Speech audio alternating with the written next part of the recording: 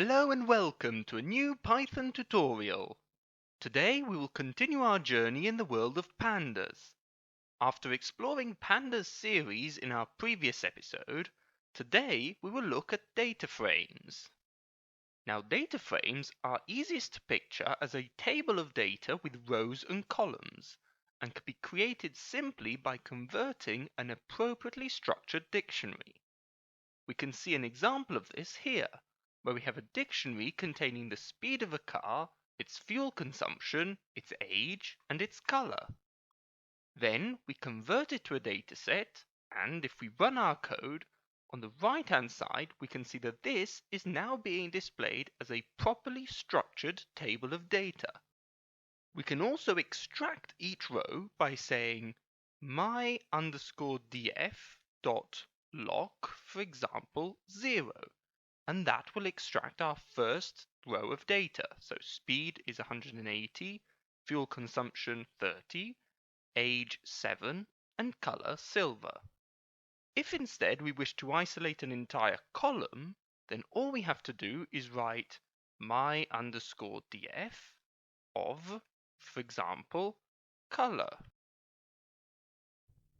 Finally, as you can see, each line is currently only identified by a number, namely 0, 1, and 2.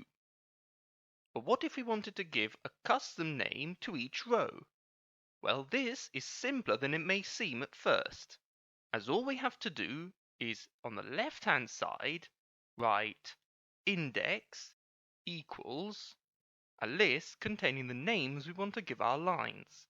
In this case, we can say, for example, BMW, then Mercedes, and Audi.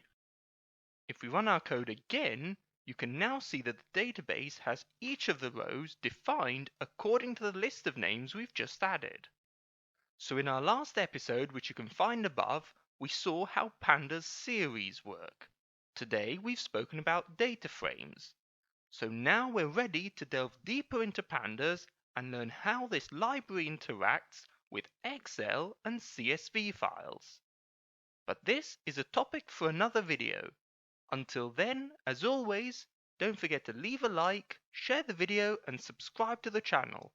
I look forward to seeing you all again next week, and once again, happy coding!